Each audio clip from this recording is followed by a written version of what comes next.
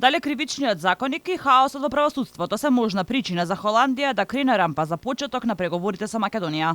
Зимјата која е позната по тоа што од земјите кандидати бара стрикно почитување на правото, освен што ги стимна ракавиците и сериозно го критикуваше хаосот во правосудството, сега изразила сериозна загриженост за измените на кривичниот законник. Тоа го признава дури и вице-премиерот за европски прашања Маричик, кој вели дека покрај реакцијата на Европската комисија, Холандија и билатерално реагирала до владата. Имав контакт и со холандскиот амбасадор и со луѓе од представници од ХАГ, изразија загриженост и рекоа дека ќе следат натаму ситуацијата. Ништо повеќе од тоа. Така што ништо повеќе од она што се најде во соопштението на Европската комисија. Така што сме во комуникација.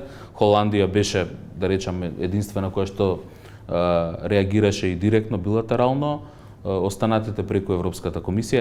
За измените на кривичниот законник покрај загриженоста на Европската комисија и изјавата на евроамбасадорот Гир за лепење на европско знаменце на законот и американската амбасадорка Агилер рече дека будно ќе ја следеле ситуацијата.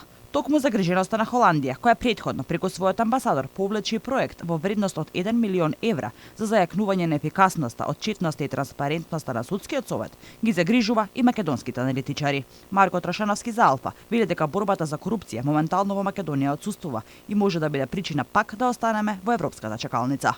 Без автентична посветеност, која моментално целосно отсуствува, било какви европски преговори нас нема да ни ги подобрат нештата. Секако дека овие состојби се аргумент на било која идна влада, не само на холандска, туку и на другите земји членки, го запре нашето преговарање со замерка дека не постои владење на право. Така да, во суштина, овде барем е најапликативна онаа фраза дека сами себе се блокираме.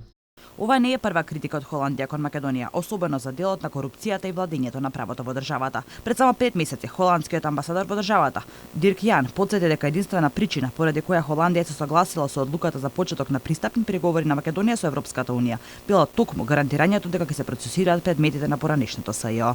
Предходно Холандија стави вето за влез на Бугарија и Романија во Шенген зоната баш заради корупција и криминал, а од истите причини предходно таа стави и вето на Албанија за кандидатски статус.